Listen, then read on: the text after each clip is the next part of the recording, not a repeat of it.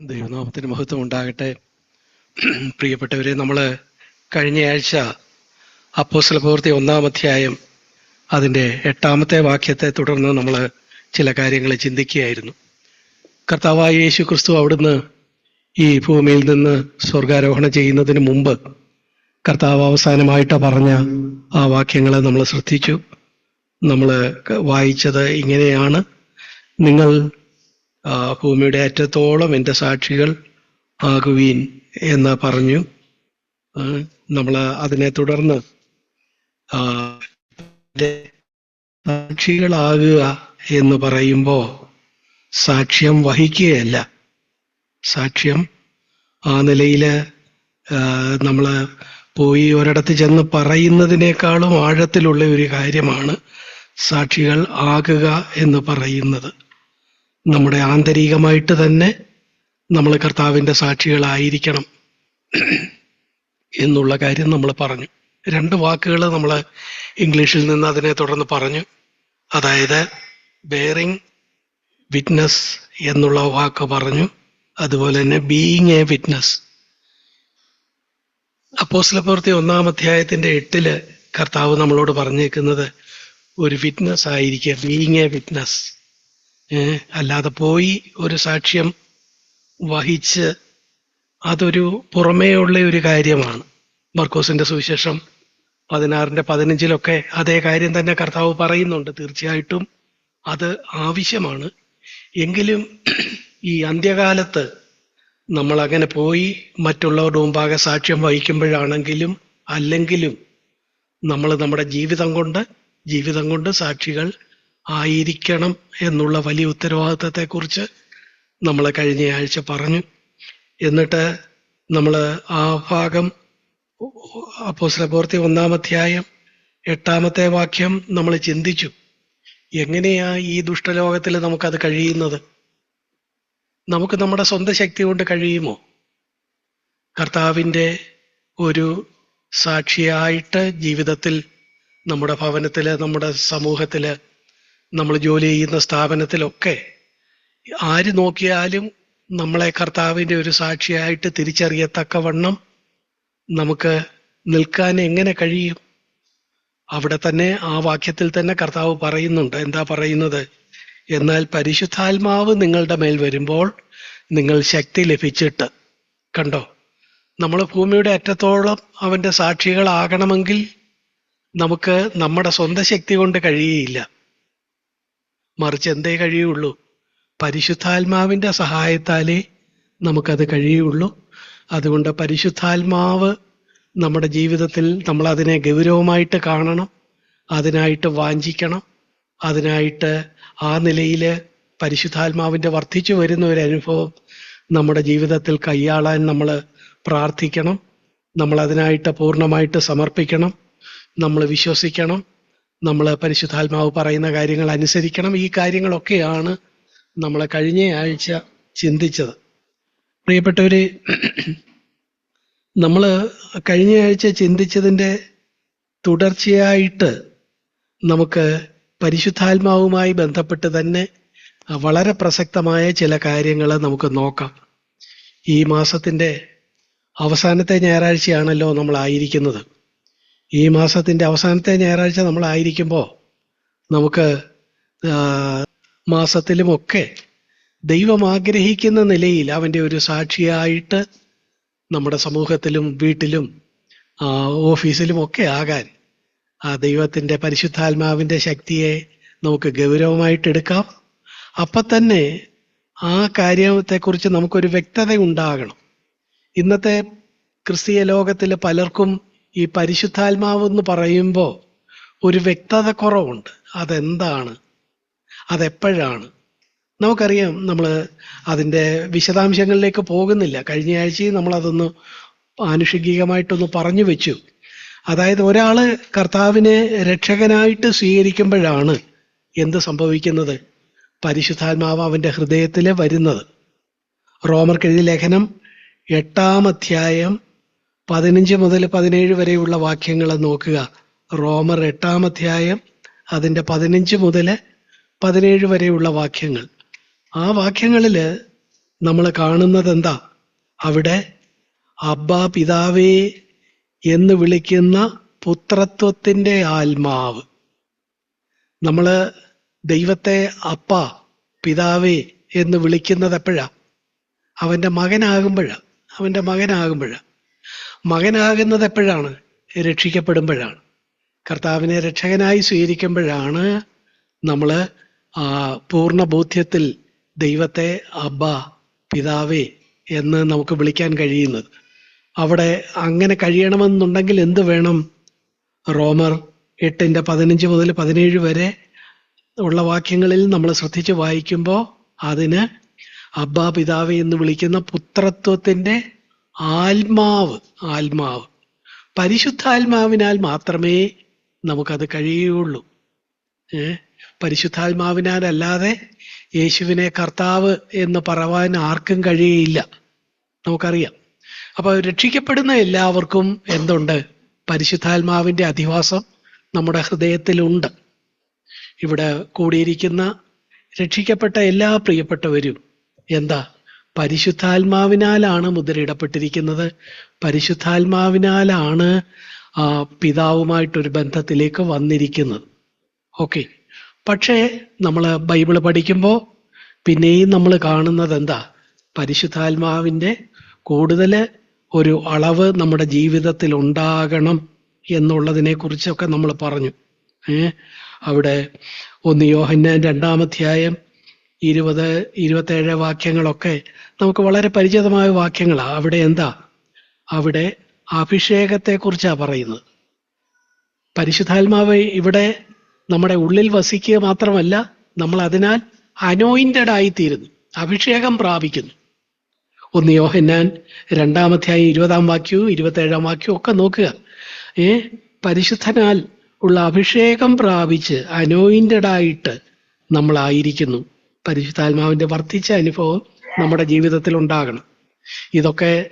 ഇതിനെയൊക്കെ സംബന്ധിച്ച് ക്രിസ്തീയ ലോകത്ത് പല തരത്തിലുള്ള വ്യത്യസ്ത അഭിപ്രായങ്ങളുണ്ട്. എന്നാൽ ദൈവവചനം നമ്മൾ പഠിക്കുമ്പോൾ നമുക്ക് മനസ്സിലാക്കാവുന്നത് ഇങ്ങനെയാണ്. നമ്മൾ രക്ഷിക്കപ്പെടുമ്പോൾ നമ്മളെ ദൈവത്തെ അബ്ബാ പിതാവേ എന്ന് വിളിക്കത്തക്കവണ്ണം പരിശുദ്ധാത്മാവ് നമ്മുടെ ഹൃദയത്തിൽ വരുന്നു. എന്നാൽ പരിശുദ്ധാത്മാ അഭിഷേകം അതിലേക്ക് നമ്മൾ കടക്കണം. അതിന് പരിശുദ്ധാത്മ സ്നാനം ആവശ്യമാണ്. പരിശുദ്ധാത്മാവ് നമ്മോടൊപ്പം എന്നും ഉണ്ടാകും. ആ പരിശുദ്ധാത്മാവ് നമ്മിൽ വസിക്കും, നമ്മെ വഴി നടത്തും. കർത്താവായ യേശു ക്രിസ്തു പറഞ്ഞ ചില വാക്യങ്ങളൊക്കെ നമുക്ക് പരിചിതമാണ്. യോഹന്നാന്റെ സുവിശേഷം 14-ാമത്തെ അധ്യായം 17-ാമത്തെ വാക്യം നോക്കുക. നമ്മൾ കഴിഞ്ഞ ദിവസങ്ങളിലും എപ്പോഴോ വായിച്ചു എന്ന് തോന്നുന്നു. യോഹന്നാന്റെ സുവിശേഷം 14:17. ഈ പരിശുദ്ധാത്മാവ് നമ്മളോട് എന്ത് ചെയ്യും? ഈ പരിശുദ്ധാത്മാവ് നമ്മുടെ കൂടെ വസിക്കും, നമ്മിലിരിക്കും, നമ്മുടെ ഹൃദയത്തിലിരിക്കും, നമ്മോട് കൂടെ വസിക്കും. നോക്കുക, നല്ലൊരു ബന്ധം വിശ്വാസികളായ കർത്താവിൻ്റെ മക്കളായ നമുക്കെല്ലാം പരിശുദ്ധാത്മാവുമായിട്ട് നല്ല ഒരു ബന്ധമുണ്ട്. കർത്താവ് പറഞ്ഞല്ലോ, ഞാൻ പോകുന്നത് നിങ്ങൾക്ക് പ്രയോജനം, ഞാൻ പോയാൽ കാര്യസ്ഥൻ നിങ്ങളുടെ അടുക്കൽ വരും, അവൻ സകല സത്യത്തിലും നിങ്ങളെ വഴി നടത്തും. നമുക്കിന്ന് ചോദിക്കാനും നമുക്ക് ഉപദേശം തരാനും നമ്മളെ വഴി നടത്താനും ഒക്കെ പരിശുദ്ധാത്മാവാണുള്ളത്. യോഹന്നാന്റെ സുവിശേഷം 14-ാം അധ്യായത്തിന്റെ 26-ാമത്തെ വാക്യം നോക്കുക. 26-ാമത്തെ വാക്യം, അവിടെയും പരിശുദ്ധാത്മാവിനെ കുറിച്ച് നമ്മൾ കാണുന്നത് കർത്താവ് പറയുക, പരിശുദ്ധാത്മാവ് നിങ്ങൾക്ക് വേണ്ടതെല്ലാം ഉപദേശിച്ചു തരും, വേണ്ട ഉപദേശം തരും എന്ന് പറഞ്ഞാൽ നമുക്ക് പ്രായോഗിക ജീവിതത്തിൽ ഇപ്പോഴും ഞാൻ ആ കാര്യത്തിന് പോണോ വേണ്ടായോ ആരോടാ ചോദിക്കുന്നത്? നമുക്ക് പരിശുദ്ധാത്മാവിനോട് നമുക്കൊരു ആ നിലയിൽ ഒരു ബന്ധമുണ്ടെങ്കിൽ, സുതാര്യമായ ഒരു ബന്ധമുണ്ടെങ്കിൽ പരിശുദ്ധാത്മാവ് നമ്മളെ ആ നിലയിൽ പ്രോംപ്റ്റ് ചെയ്യും. ഒന്നുകിൽ പോകണം അല്ലെങ്കിൽ പോകണ്ട.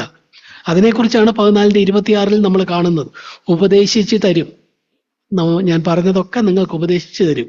അതിൻ്റെ പ്രായോഗിക തലത്തിൽ എന്താ ചെയ്യേണ്ടതെന്നുള്ളതിന് നിങ്ങൾക്ക് നല്ല ഒരു കൗൺസിലറായിട്ട്, ഉപദേശകനായിട്ട് പരിശുദ്ധാത്മാവ് ഉണ്ട്. അതുപോലെ ഞാൻ നിങ്ങളോട് പറഞ്ഞ കാര്യങ്ങളൊക്കെ വേണ്ട സമയത്ത് ഓർമ്മിപ്പിച്ചു തരും. ഓർമ്മിപ്പിച്ചു തരും. നോക്കുക, നമ്മള് ത്രിയേക ദൈവത്തെക്കുറിച്ച് പറയുന്നു, പിതാവ്, പുത്രൻ, പരിശുദ്ധാത്മാവ്. ഇന്ന് കർത്താവ് ലോകത്തിൽ വന്ന് ആ രക്ഷണ്യ പ്രവൃത്തി നിർവഹിച്ച് ആ പിതാവിനോടൊപ്പം സ്വർഗത്തിലായിരിക്കുന്നു, വീണ്ടും നമ്മെ ചേർക്കാനായിട്ട് വരും. എന്നാൽ ഇന്ന് കർത്താവിനെ ആ നിലയിൽ രക്ഷകനായിട്ട് സ്വീകരിച്ച കർത്താവിൻ്റെ മക്കളായ നമ്മളെല്ലാവരും പരിശുദ്ധാത്മാവിനാല് നടത്തപ്പെടുകയും ഉപദേശം പ്രാപിക്കുകയും കർത്താവ് പറഞ്ഞ കാര്യങ്ങൾ നമ്മളെ അവിടുന്ന് ഓർപ്പിച്ചു തരികയും ഒക്കെ ചെയ്യുന്ന തൃത്വത്തിൽ മൂന്നാമനായ പരിശുദ്ധാത്മാവ്. ആ പരിശുദ്ധാത്മാവിനെ നമ്മൾ ഗൗരവമായി എടുക്കണം. ഇതിനെക്കുറിച്ചൊരു വ്യക്തത നമുക്ക് വേണം. നമ്മളെ സഹായിപ്പാനാണ് ഈ പരിശുദ്ധാത്മാവിനെ തന്നിരിക്കുന്നത്. നമുക്ക് ഉപദേശം വേണ്ടിടത്ത് ഉപദേശം, നമുക്ക് ബൈബിളിൽ കർത്താവ് പറഞ്ഞ കാര്യങ്ങളെ ഓർമ്മപ്പെടുത്തേണ്ടപ്പോൾ ഓർമ്മപ്പെടുത്തുന്നു, നമ്മോട് കൂടെ ഇരിക്കുന്നു, നമ്മളോട് ആ നിലയിലൊരു ഫെലോഷിപ്പ് നമ്മുടെ ഉള്ളിലിരിക്കുന്നു. എത്ര വലിയൊരു അനുഗ്രഹമാണ് അത്. അതുകൊണ്ട് ഈ കാര്യത്തെ നമ്മൾ ഗൗരവമായിട്ട് എടുക്കണം. ഈ കാര്യത്തെ ഗൗരവമായി എടുക്കുമ്പോൾ പ്രിയപ്പെട്ടവരെ, ഇന്ന് ഞാൻ പറയാൻ ആഗ്രഹിക്കുന്നത്, ബൈബിള്, പുതിയ നിയമം, പരിശുദ്ധാത്മാവ് ഈ നിലയിൽ നമുക്ക് ദൈവം തന്നിട്ടുള്ള, നമ്മോടൊപ്പം ഇരിക്കുന്ന ഈ പരിശുദ്ധാത്മാവുമായിട്ടുള്ള നമ്മുടെ ഇടപാടിൽ നമ്മൾ ശ്രദ്ധിക്കേണ്ട ഒരു കാര്യത്തെക്കുറിച്ച് വളരെ ഗൗരവത്തോടെ ലേഖനങ്ങളിൽ നമുക്കൊരു മുന്നറിയിപ്പ് തന്നിട്ടുണ്ട്. അതെന്താ? നമുക്ക് വായിക്കാം. എഫേസ്യർക്ക് എഴുതിയ ലേഖനം 4-ാം അധ്യായം അതിൻ്റെ 30-ാമത്തെ വാക്യമാണ്. പലർക്കും പരിചിതമായ വാക്യമാണ്. പരിശുദ്ധാത്മാവിനെ കുറിച്ച് പറയുന്ന ഒരു വാക്യമാണ്. അതൊരു മുന്നറിയിപ്പാണ് നമുക്ക് തരുന്നത്. പരിശുദ്ധാത്മാവുമായിട്ടുള്ള ബന്ധത്തിൽ നമ്മൾ സൂക്ഷിക്കേണ്ട ഒരു കാര്യത്തെക്കുറിച്ചാണ് അവിടെ പറയുന്നത്. അതിൻ്റെ 4-ന്റെ 30-ാമത്തെ വാക്യത്തിൽ ഇവിടെ ഇതാ ഒരു സെന്റൻസിൽ ഇങ്ങനെ ഒരു മുന്നറിയിപ്പ് തരുന്നു.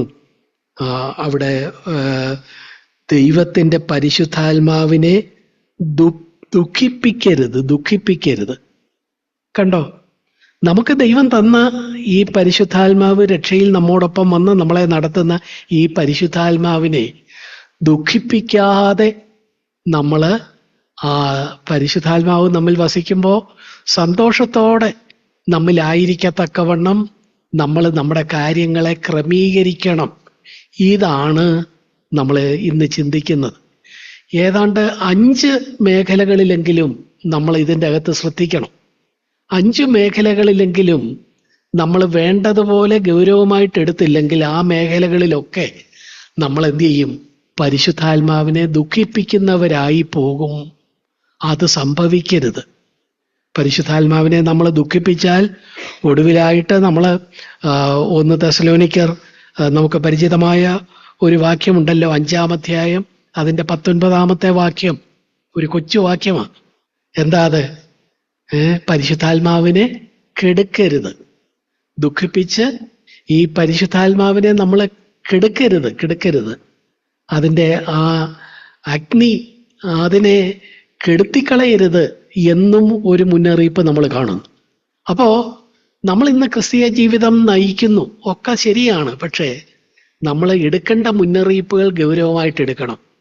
പരിശുദ്ധാത്മാവ് സംബന്ധിച്ച് നമ്മൾ അതിനെ ദുഃഖിപ്പിക്കരുത് എന്ന് കൃത്യമായിട്ട് ഇവിടെ പറഞ്ഞിരിക്കുക. എഫേസ്യർ 5:30 കണ്ടോ? ദൈവത്തിൻ്റെ പരിശുദ്ധാത്മാവിനെ ദുഃഖിപ്പിക്കരുത് എന്ന് കൃത്യമായിട്ട് പറഞ്ഞിരിക്കുക. അല്ലാതെ ഒരു സംശയത്തിന് ഇട കൊടുത്ത് അങ്ങോട്ടോ ഇങ്ങോട്ടോ മറ്റൊരു നിലയിൽ വ്യാഖ്യാനിക്കാനോ ഒന്നും ഒരു സാധ്യത ഇല്ലാത്തവണ്ണം കൃത്യമായിട്ട് പറഞ്ഞിരിക്കുക. നിങ്ങൾ എന്താ വേണം? കുഞ്ഞുങ്ങളെ, പ്രിയപ്പെട്ടവരെ, കർത്താവിൻ്റെ മക്കളെ, സഭയിലുള്ളവരെ, കർത്താവിനെ രക്ഷകനായി സ്വീകരിച്ചവരെ, സ്നാനപ്പെട്ട് സഭയിൽ അംഗമായി മുന്നോട്ട് പോകുന്നവരെ, കർത്താവിൻ്റെ വരവിനായിട്ട് ഒരുങ്ങിയിരിക്കുന്നവരെ, നിങ്ങൾ സൂക്ഷിക്കേണ്ട ഒരു കാര്യമുണ്ട്. ഒരൊറ്റ കാര്യം. എന്താ? പരിശുദ്ധാത്മാവിനെ ഞാൻ നിങ്ങൾക്ക് തന്നേച്ചാ പോയേക്കുന്നത്. ഈ പരിശുദ്ധാത്മാവിനെ എന്ത് ചെയ്യരുത്? ദുഃഖിപ്പിക്കരുത്. ഓക്കെ, അങ്ങനെയാണെങ്കിൽ നമ്മൾ എത്ര ഗൗരവമായിട്ട് ഈ മുന്നറിയിപ്പിനെ എടുക്കണം. ആട്ടെ, പരിശുദ്ധാത്മാവിനെ നമ്മൾ ദുഃഖിപ്പിക്കുന്ന 5 മേഖലകളെക്കുറിച്ച് വളരെ വേഗത്തിൽ പറഞ്ഞ് നമുക്ക് നമ്മളെ തന്നെ ശോധന ചെയ്യാനും നമുക്ക് ഈ മുന്നറിയിപ്പിനെ നമ്മുടെ ജീവിതത്തിൽ ഗൗരവമായി എടുക്കാനും ഇന്ന് ശ്രമിക്കാം. നമ്മൾ നോക്കുക, പരിശുദ്ധാത്മാവിനെ ദുഃഖിപ്പിക്കരുത് എന്ന് പറഞ്ഞതിനോട് ചേർത്ത് തന്നെ അതിൻ്റെ അടുത്ത 2 വാക്യങ്ങളിൽ നമ്മൾ കാണുന്നത് എന്താ? എല്ലാ കയ്പും കോപവും ക്രോധവും കൂറ്റാരവും ദൂഷണവും സകല ദുർഗുണവുമായി നിങ്ങളെ വിട്ട് ഒഴിഞ്ഞു പോകട്ടെ. നിങ്ങൾ തമ്മിൽ ദയയും മനസ്സലിവും ഉള്ളവരായി ദൈവം ക്രിസ്തുവിൽ നിങ്ങളോട് ക്ഷമിച്ചതുപോലെ അന്യോന്യം ക്ഷമിപ്പി. അപ്പൊ കണ്ടോ, 30-ാമത്തെ വാക്യത്തിൽ പരിശുദ്ധാത്മാവിനെ ദുഃഖിപ്പിക്കരുത് എന്ന് പറഞ്ഞിട്ട് തുടർന്നുള്ള 31, 32 വാക്യങ്ങളിൽ നമ്മൾ പരിശുദ്ധാത്മാവിനെ ദുഃഖിപ്പിക്കുന്ന ചില മേഖലകളെ കുറിച്ച് നമുക്ക് മുന്നറിയിപ്പ് തന്നിരിക്കുക. എന്തൊക്കെയാ ആ കാര്യങ്ങള്? നമുക്ക് അറിയാവുന്ന കാര്യങ്ങളാണ്. നമുക്ക് കയ്പ്, കോപം, ക്രോധം, കൂറ്റാരം, ദൂഷണം, സകല ദുർഗുണം, അന്യോന്യം ക്ഷമിക്കാത്ത മനോഭാവം. ഇതൊക്കെ ഏതുമായി ബന്ധപ്പെട്ട? നമ്മുടെ പുറമേ കാണുന്ന ഒത്തിരി കാര്യങ്ങളുമായിട്ട് ബന്ധപ്പെട്ടതല്ല. നമ്മുടെ ഈ സഭയിലുള്ള നമ്മുടെ സാക്ഷ്യത്തെ വലുതായിട്ടൊന്നും ഹനിക്കുകയില്ല ഇതൊക്കെ നമ്മിലുണ്ടെങ്കിലും. ഇപ്പോൾ ഞാൻ അവിടെ വന്നിരിക്കുന്നു, എനിക്ക് അടുത്തിരിക്കുന്ന സഹോദരനോട് ഒരു കയ്പുണ്ടെങ്കിലും ആർക്കും അറിഞ്ഞൂടാ. അത് എൻ്റെ മനസ്സിലാണ് പലപ്പോഴും നടക്കുന്നത്, അല്ലേ? കയ്പ്, കോപം, ക്രോധം, കൂറ്റാരം എന്ന് പറഞ്ഞാൽ എന്താ? അത് നമുക്ക് അത്ര മനസ്സിലാകാത്ത ഒരു മലയാള വാക്കാ. ക്ലാമർ എന്നതാണ് ഇംഗ്ലീഷിൽ നമ്മളത് കാണുന്നത്. എന്ന് വെച്ചാൽ ഈ കയ്പും ക്രോധവും ഒക്കെ കൊണ്ട് ആ നിലയിൽ ഒരു ഒച്ചപ്പാട്, സംസാരത്തിൽ ഒരു ഒച്ചപ്പാട്, ആ ആളിനെ ഉള്ളിലുള്ള കയ്പും ക്രോധവും ഒക്കെ കവിഞ്ഞൊഴുകി ഒരൊച്ചപ്പാടിലേക്ക് വരുന്ന അനുഭവം. ദൂഷണം, സ്ലാൻഡർ, ആളിനെ കുറിച്ച് അപവാദം പറയുന്നത്, ദുർഗുണങ്ങള്, ആളിനോട് ക്ഷമിക്കാതിരിക്കുന്നത്. കണ്ടോ, ഞാൻ പറഞ്ഞു വന്നത് ഇതൊക്കെ നമ്മുടെ ഉള്ളിലുണ്ടെങ്കിലും അത് നമ്മുടെ അടുത്തിരിക്കുന്ന ആള് പോലും ചിലപ്പം അറിഞ്ഞെന്ന് വരികയില്ല. ആരറിയും? നമ്മുടെ ഉള്ളിലുള്ള പരിശുദ്ധാത്മാവ് അറിയും. പരിശുദ്ധാത്മാവ് എന്ത് ചെയ്യും? ദുഃഖിക്കും. പരിശുദ്ധാത്മാവ് ദുഃഖിക്കും. നമ്മൾ എന്ത് ചെയ്യരുത്? പരിശുദ്ധാത്മാവിനെ ദുഃഖിപ്പിക്കരുതെന്ന് പറഞ്ഞാൽ നമ്മൾ നമ്മുടെ മനസ്സിൽ ഈ കാര്യങ്ങൾ വരുമ്പോൾ തന്നെ അതിൽ നിന്ന് നമ്മൾ വിടുതൽ നേടണം. ഏത് വരുന്നത്? കയ്പ്, കോപം, ക്രോധം, കുറ്റാരം, ദൂഷണം, ദുർഗുണം, ക്ഷമിക്കാത്ത മനോഭാവം, ഇതൊക്കെ വരുമ്പോൾ തന്നെ അയ്യോ, ഇത് അപകടമാണ്. ഇത് വെച്ച് പൊറിപ്പിച്ചാൽ പരിശുദ്ധാത്മാവിന് ദുഃഖമാകും. പരിശുദ്ധാത്മാവിനെ ദുഃഖിപ്പിക്കരുത്. അതുകൊണ്ട് ഞാൻ എന്ത് ചെയ്യും? ഞാൻ ഈ കയ്പ് വിട്ടുകളയും, ഈ കോപം വിട്ടുകളയും. ഞാൻ ക്രോധത്തോടെ അട്ടഹസിക്കുകയില്ല, ഈ ആളിനോട് അട്ടഹസിക്കുകയില്ല, ഇദ്ദേഹത്തെക്കുറിച്ച് ദൂഷണം പറയുകയില്ല, അല്ലെങ്കിൽ ഇദ്ദേഹത്തോട് ക്ഷമിക്കാത്ത ഒരു മനോഭാവത്തിൽ നിന്ന് ഞാൻ വിടുതൽ നേടും എന്ന് പറഞ്ഞ് ആ കാര്യത്തിനായിട്ട് നമ്മൾ കർത്താവിൻ്റെ മുഖം അന്വേഷിക്കണം. പരിശുദ്ധാത്മാവിൻ്റെ സഹായം തേടണം. പരിശുദ്ധാത്മാവ് ശക്തിയാണ്. നമുക്ക് ശക്തിയില്ലെങ്കിൽ പരിശുദ്ധാത്മാവ് നമ്മുടെ ഹൃദയത്തിൽ അതിനൊരു താല്പര്യമുണ്ടെങ്കിൽ ഈ കയ്പ് മാറണം, ഈ ദുർഗുണം മാറണം, ഈ കോപം മാറണം, ഈ ക്ഷമിക്കാത്ത മനോഭാവത്തിൽ എനിക്ക് എൻ്റെ സഹോദരിയോട് ക്ഷമിക്കാത്ത ഒരു മനോഭാവം ഉണ്ട്, അത് മാറണം എന്ന് നമ്മൾ അടിസ്ഥാനപരമായിട്ട് നമ്മുടെ ഹൃദയത്തിൽ നിന്ന് ആ നിലയിൽ മൗലികമായ ഒരു ബോധ്യത്തോടെ, റാഡിക്കലായ ഒരു മനോഭാവത്തോടെ നമ്മൾ ദൈവസന്നിധിയിൽ പറഞ്ഞാൽ ദൈവം എന്ത് ചെയ്യും? നമ്മുടെ പ്രാർത്ഥനകൾക്കും പരിശുദ്ധാത്മാവ് നമുക്ക് ക്ഷമിക്കാനുള്ള ശക്തി തരും, കയ്പ് വിട്ടുകളയാനുള്ള ശക്തി തരും. കോപിക്കുന്ന ആ മനോഭാവത്തിൽ നിന്ന് നമ്മളെ വിടുവിക്കും. ആ ആളിനെ കുറിച്ച്, ആ ആൾ എന്ത് ചെയ്താലും അതിൻ്റെ അകത്ത് കുഴപ്പം കാണുന്ന നമ്മുടെ മനോഭാവത്തിൽ നിന്ന് നമ്മളെ വിടുവിക്കും. ഇതൊക്കെ വിടുവിച്ച് കഴിയുമ്പോൾ ഒരാൾക്ക് സന്തോഷമാകും. ആർക്കാ? പരിശുദ്ധാത്മാവിന് സന്തോഷമാകും. പരിശുദ്ധാത്മാവിനെ ദുഃഖിപ്പിക്കരുത് എന്ന് പറഞ്ഞാൽ, ദുഃഖിപ്പിക്കാതിരുന്നാൽ അതിൻ്റെ മറുവശം എന്താ? ദുഃഖിപ്പിക്കാതിരുന്നാൽ സന്തോഷമാകും. പ്രിയപ്പെട്ടവരെ, നമ്മുടെ മുമ്പിൽ ഒരു ഓപ്ഷൻ ഉണ്ട്. നമുക്ക് ഒന്നുകിൽ പരിശുദ്ധാത്മാവിനെ ദുഃഖിപ്പിക്കാം, അല്ലെങ്കിൽ പരിശുദ്ധാത്മാവിനെ സന്തോഷിപ്പിക്കാം. ഈ കൂട്ടത്തിൽ എവിടെയാണ് നമ്മൾ പെടുന്നത്? നമ്മൾ നെഞ്ചത്ത് കൈവച്ച് നമ്മളോട് ചോദിച്ചാൽ മതി, അടുത്തിരിക്കുന്ന ആരോടും പറയണ്ട. നമ്മൾ ഈ കൂട്ടത്തിൽ എവിടെ പെടും? പരിശുദ്ധാത്മാവിനെ സന്തോഷിപ്പിക്കുന്നവരായിട്ടാണോ അതോ പരിശുദ്ധാത്മാവിനെ ദുഃഖിപ്പിക്കുന്നവരായിട്ടാണോ? പരിശുദ്ധാത്മാവിനെ സന്തോഷിപ്പിക്കാൻ ജോലി രാജിവെച്ച് നോർത്ത് ഇന്ത്യയിൽ പോയി സുവിശേഷ വേല അറിയിക്കുകയും ഛത്തീസ്ഗഡിൽ പോയി അടി കൊള്ളുകയും ഒന്നും വേണ്ട. ഞാൻ പറഞ്ഞത് അങ്ങനെ പോകണമെന്ന് ദൈവാത്മാവ് പറഞ്ഞിട്ടുണ്ടെങ്കിൽ നിങ്ങൾ പൊക്കോ. ഞാൻ പറഞ്ഞത് ഈ കാര്യം നമ്മൾ ഇവിടെ ഇരിക്കുന്നിടത്ത് വെച്ച് നമുക്ക് സെറ്റിൽ ചെയ്യാവുന്ന കാര്യമേ ഉള്ളൂ. കയ്പും കോപവും ക്രോധവും കുറ്റാരവും ദൂഷണവും സകല ദുർഗുണവുമായി ക്ഷമിക്കാത്ത മനോഭാവവും. ഓക്കെ.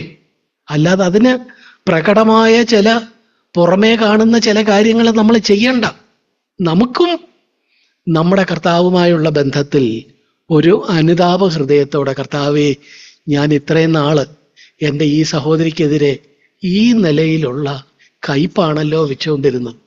ഞാൻ പിന്നെയും ഓർക്കുമ്പം ആ കയ്പ് തന്നെ തികട്ടി വരുന്നത്. എന്നെ സഹായിക്കണേ എന്ന് നമ്മൾ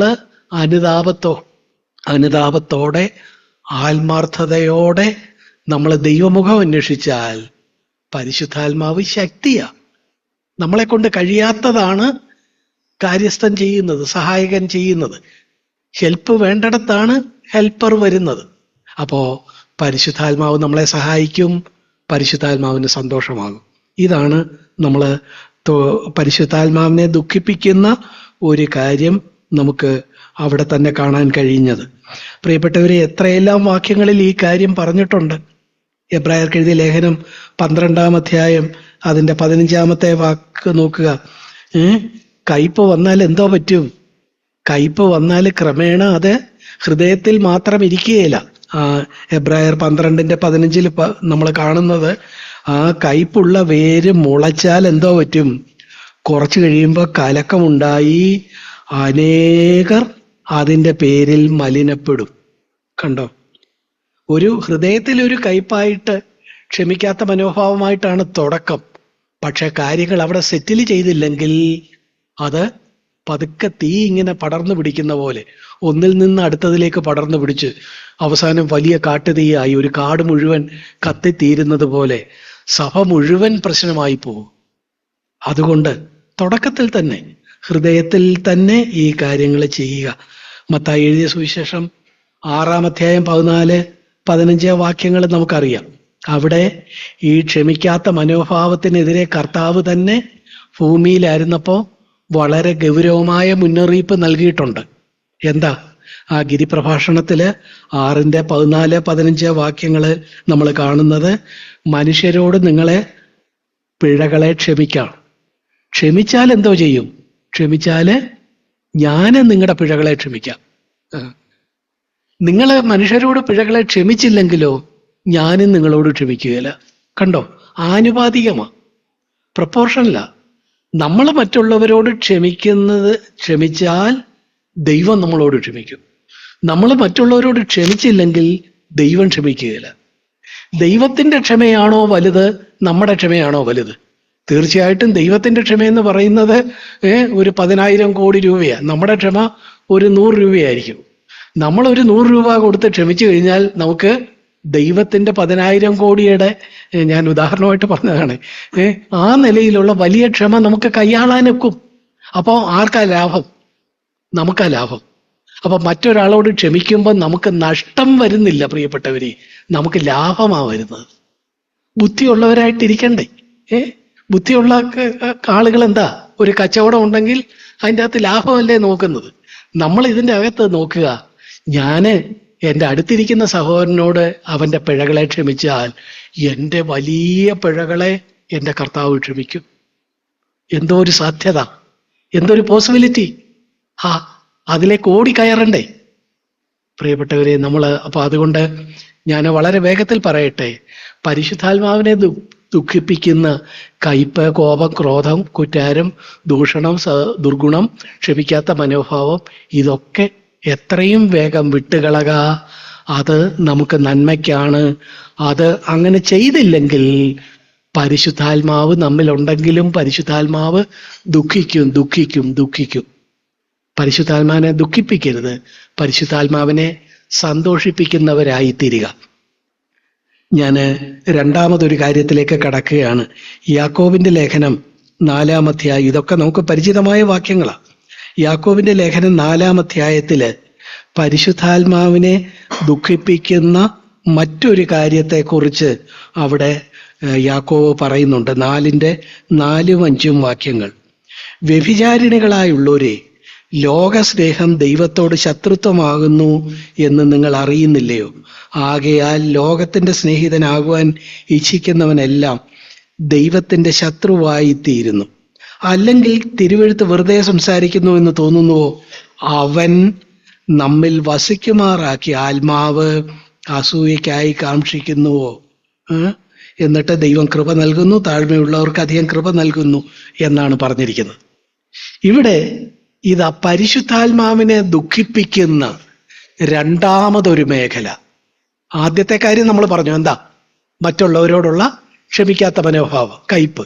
ഇതാണ് പരിശുദ്ധാത്മാവിനെ ദുഃഖിപ്പിക്കുന്ന ഒരു കാര്യം. രണ്ടാമത്തെ കാര്യം ഇവിടെ ഇതാ കാണുന്നു. എന്താ കാണുന്നത്? ലോകസ്നേഹം. ലോകത്തോടുള്ള നമ്മുടെ സ്നേഹം എന്തോ ചെയ്യും? പരിശുദ്ധാത്മാവിനെ ദുഃഖിപ്പിക്കും എന്നാണ് ഈ വാക്യങ്ങള്. അതിൻ്റെ 5-ാമത്തെ വാക്യം 4-നോട് ചേർത്ത് വായിക്കുമ്പോൾ നമുക്ക് മനസ്സിലാക്കാൻ കഴിയുന്നത് എന്താ? പരിശുദ്ധാത്മാവ് എന്താ ആഗ്രഹിക്കുന്നത്? പരിശുദ്ധാത്മാവ് ആഗ്രഹിക്കുന്നത് നമ്മള് കർത്താവിനോട് തന്നെ ഉള്ള ബന്ധത്തിലായിരിക്കണം. അല്ലാതെ വേറെ ലോകത്തോട് ഒരു ബന്ധം അരുത്. ലോകത്തോടുകൂടെ നമ്മളൊരു ബന്ധം ഉണ്ടാക്കിയാൽ ആ ബന്ധം ഉണ്ടാക്കുന്ന ആളിനെ എന്താ പറയുന്നത്? ഇവിടെ എന്താ സംബോധന ചെയ്തേക്കുന്നത്? വ്യഭിചാരിണി എന്നാ സംബോധന ചെയ്തേക്കുന്നത്. നോക്കുക, വ്യഭിചാരം എന്ന് പറഞ്ഞാൽ എന്താ? നമ്മൾ ഈ പറഞ്ഞതുപോലെ ഈ കാര്യങ്ങള് യെശയ്യാവിന്റെ പുസ്തകത്തില് നമ്മൾ കാണുന്നുണ്ട്. 54-ാമത്തെ അധ്യായം അതിൻ്റെ 5-ാമത്തെ വാക്യം. യെശയ്യാവ് 54:5. നമ്മളിതൊന്നും എടുത്ത് വായിക്കുന്നില്ല, വേഗത്തില് വാക്യങ്ങൾ പറഞ്ഞു പോകുന്നതേ ഉള്ളൂ. അവിടെ എന്താ പറയുന്നത്? ദൈവമാണ് നമ്മളെ സൃഷ്ടിച്ച നമ്മുടെ ദൈവമാണ്, അവിടുന്നാണ് നമ്മുടെ ഭർത്താവ്. ദൈവം നമ്മുടെ ഭർത്താവാണ്, അല്ലെങ്കിൽ കർത്താവാണ് നമ്മുടെ ഭർത്താവ്. ആ കർത്താവിനെ വിട്ടേച്ച് നമ്മള് ലോകത്തെ സ്നേഹിക്കാൻ പോയാൽ നമ്മൾ വ്യഭിചാരിണികളായി, വ്യഭിചാരം ചെയ്യുന്നവരായി. കണ്ടോ, ഇന്ന് സമൂഹത്തില് സ്വന്തം ഭർത്താവുമായിട്ടുള്ള ബന്ധത്തെ ഗൗരവമായിട്ട് എടുക്കാതെ സ്വന്തം ഭർത്താവിന്റെ ശത്രുവായ ഒരാളുമായിട്ട് ഒരു വേഴ്ചയുള്ള ഒരു ഭാര്യയെ കുറിച്ച് ചിന്തിക്കുക. അവളെ എന്താ? അവളെ തീർച്ചയായിട്ടും വ്യഭിചാരിണി എന്നാ പറയുന്നത്. ഇതിൻ്റെ അകത്ത് പരിശുദ്ധാത്മാവിന്റെ സ്ഥാനം എവിടാ? പരിശുദ്ധാത്മാവ് കർത്താവിനോട് ചേർന്നാ നിൽക്കുന്നത്. കാര്യം ത്രിയേക ദൈവമാണല്ലോ, തൃത്വത്തിൽ പിതാവും പുത്രനും പരിശുദ്ധാത്മാവും. അതുകൊണ്ട് പരിശുദ്ധാത്മാവ് ഉള്ളിൽ നിന്ന് എപ്പോഴും ആഗ്രഹിക്കുന്നത് എന്താ? നമ്മളെ കർത്താവുമായിട്ട് തന്നെ ബന്ധപ്പെടുത്തി നിർത്തണം. കർത്താവിൽ നിന്ന് നമ്മൾ ഒട്ടും അകന്നു പോകരുത്. കർത്താവിൽ നിന്ന് നമ്മൾ ബന്ധം മാറി ലോകത്തെ സ്നേഹിക്കാൻ തുടങ്ങിയാൽ പരിശുദ്ധാത്മാവിന് എന്ത് പറ്റും?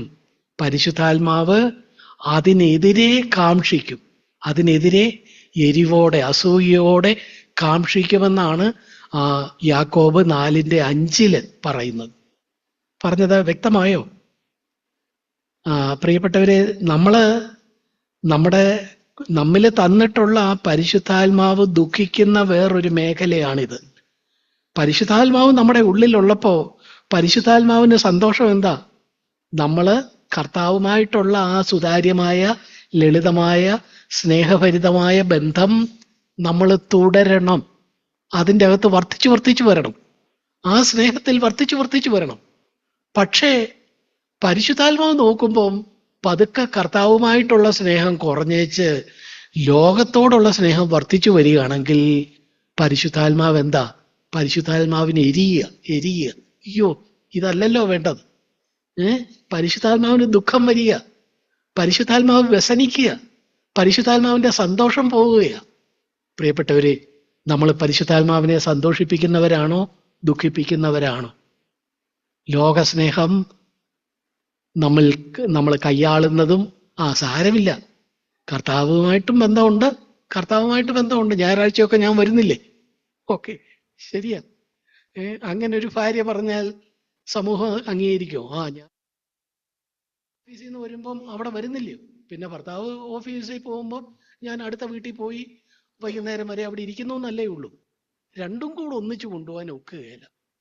ഒന്നുകിൽ ലോകത്തെ സ്നേഹിക്കാം, അല്ലെങ്കിൽ കർത്താവിനെ സ്നേഹിക്കാം. ഇതിൻ്റെ അകത്ത് പരിശുദ്ധാത്മാവിന്റെ നിലപാട് വളരെ വ്യക്തമാണ്. എന്താ? നമ്മള് കർത്താവിനെ സ്നേഹിക്കണം. അതിനാണ് പരിശുദ്ധാത്മാവിന്റെ എരിവും. പരിശുദ്ധാത്മാവ് അതിനായിട്ടാണ് അസൂയയോടെ കാക്ഷിക്കുന്നത്. ജലസ്ലി അതിനുവേണ്ടി നമ്മളെക്കുറിച്ച് ആഗ്രഹിക്കുക. അപ്പോ പരിശുദ്ധാത്മാവിന്റെ ആഗ്രഹം പോലെ നമ്മൾ കർത്താവിനോട് ചേർന്ന് നിന്നില്ലെങ്കിൽ നമ്മൾ പരിശുദ്ധാത്മാവിനെ ദുഃഖിപ്പിക്കും, വ്യസനിപ്പിക്കും എന്ന് അവിടെ നിന്ന് നമുക്ക് മനസ്സിലാക്കാൻ കഴിയും. നമ്മൾ പല വാക്യങ്ങള് ഈ ലോകത്തെ സ്നേഹിക്കരുത് എന്നുള്ളതിന് നമുക്ക് കാണാൻ കഴിയും. 1 യോഹന്നാൻ 2-ാം അധ്യായം അതിന്റെ 15-ാമത്തെ വാക്യം നോക്കുക. 1 യോഹന്നാൻ 2:15 വളരെ പ്രസിദ്ധമായ വാക്യമാണ്. ലോകത്തെയും ലോകത്തിലുള്ളതിനെയും സ്നേഹിക്കരുത്. ലോകത്തെ സ്നേഹിച്ചാൽ പിതാവിനോടുള്ള സ്നേഹം നമുക്കില്ല. രണ്ടും കൂടെ ഒന്നിച്ചു കൊണ്ടുപോകാൻ ഒക്കുകയില്ല. ലോകത്തെ സ്നേഹിച്ച് ദൈവത്തെ സ്നേഹിച്ച് രണ്ടും കൂടെ കൊണ്ടുപോകാൻ ഒക്കുകയില്ല. നോക്കുക, ഇവിടെ 1 യോഹന്നാൻ 2:15 വളരെ കൃത്യതയോടെ പറയുന്നു. നിങ്ങൾക്ക് എന്ത് ചെയ്യാം? നിങ്ങൾക്ക് ലോകത്തെ സ്നേഹിക്കാം. ലോകത്തെ സ്നേഹിച്ചാൽ പിതാവിനോടുള്ള സ്നേഹം ഇല്ല, അവിടെ തീർന്നു. പിതാവിനെ സ്നേഹിക്കുന്നെങ്കിൽ ലോകത്തോടുള്ള സ്നേഹം അരുത്. എത്ര വ്യക്തമായിട്ട് അതവിടെ പറയുന്നു. പ്രിയപ്പെട്ടവരെ, നമ്മൾ ഈ കാര്യങ്ങളൊക്കെ പറയുമ്പോൾ ഇതെഴുതിയ പൗലോസ് വിഷമത്തോടെ എഴുതിയിരിക്കുന്ന ഒരു വാക്യം ഒരുപക്ഷെ നിങ്ങളുടെ മനസ്സിൽ വന്ന് കാണും. 2 തീമോഥെയോസ് 4-ാം അധ്യായം അതിന്റെ 10-ാമത്തെ വാക്യമാണ്. 2 തീമോഥെയോസ് എന്ന് പറയുന്നത് പൗലോസിന്റെ ജീവിതത്തിലെ അവസാനത്തെ ലേഖനം. അപ്പോ ഇനിയും തന്റെ മുമ്പിൽ എന്താ ഉള്ളത്? ഞാനോ പാനീയയാഗമായിട്ട് അർപ്പിക്കപ്പെടാൻ പോകുന്നു. ഇനി മരണമാണ് തന്റെ മുമ്പിലുള്ളത്. ഈ കാര്യങ്ങള് നമ്മൾ കാണുന്നുണ്ടല്ലോ. 2 തീമോഥെയോസ് 4:7 മുതലൊക്കെയുള്ള വാക്യങ്ങള്. ഞാൻ എന്ത് ചെയ്തു? ഞാൻ നല്ല പോർ പൊരുതു, ഓട്ടം തികച്ചു, വിശ്വാസം കാത്തു. ഇനി നീതിയുടെ കിരീടം എനിക്കായിട്ട് മുന്നിൽ വെച്ചിരിക്കുന്നു. ഞാനിപ്പോൾ പാനീയയാഗമായി ഒഴിക്കപ്പെടുന്നു, നിര്യാണകാലവും അടുത്തു. അപ്പൊ നോക്കുക, ഇത്രയും ലേഖനങ്ങൾ എഴുതിയ പൗലോസ് അവസാനത്തെ ലേഖനമാണ് താൻ ഈ എഴുതുന്നത് എന്നറിഞ്ഞുകൊണ്ട് എഴുതുമ്പം കണ്ടോ, തീമോഥെയോസിനെ കുറിച്ചൊക്കെ വളരെ നല്ല സന്തോഷമാണ്. തീമോഥെയോസിന് ലേഖനം എഴുതുമ്പോൾ മകനെ തീമോഥെയോസേ എന്നൊക്കെ പറയുമ്പോൾ വളരെ സന്തോഷമാണ്. പക്ഷേ അവിടെ ഇതാ ഒരാളെ കുറിച്ച് പറയുമ്പോൾ നമ്മൾ എന്താ കാണുന്നത്? പൗലോസിന്റെ ഒരു സങ്കടം നമുക്ക് കാണാനായിട്ട് കഴിയും.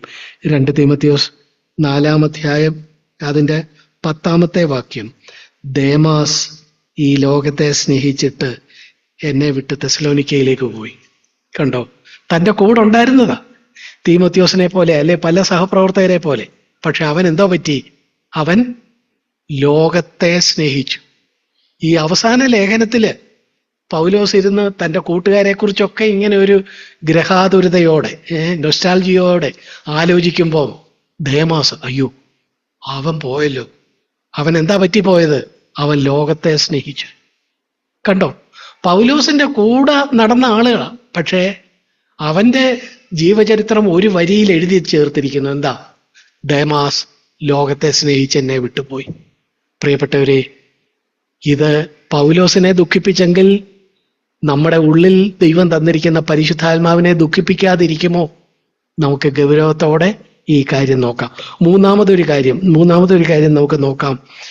പരിശുദ്ധാത്മാവിനെ ദുഃഖിപ്പിക്കുന്ന മൂന്നാമതൊരു കാര്യം. അപ്പൊ നമ്മൾ 2 കാര്യങ്ങൾ പറഞ്ഞു. ക്ഷമിക്കാത്ത മനോഭാവം, കയ്പ്, പക, ഇതൊക്കെ പരിശുദ്ധാത്മാവിനെ ദുഃഖിപ്പിക്കും. കർത്താവിനെ വിട്ട് ലോകത്തോടുള്ള സ്നേഹം വർദ്ധിച്ചു വന്നാൽ അത് പരിശുദ്ധാത്മാവിനെ ദുഃഖിപ്പിക്കും. പരിശുദ്ധാത്മാവിനെ ദുഃഖിപ്പിക്കുന്ന മറ്റൊരു കാര്യത്തെക്കുറിച്ച് ഇതുപോലെ തന്നെ അപ്പോസ്തല പ്രവൃത്തിയിൽ വളരെ വിശദമായിട്ട് പറയുന്നുണ്ട്. അപ്പോസ്തല പ്രവൃത്തി 5-ാം അധ്യായത്തിലാണ് നമ്മളത് കാണുന്നത്.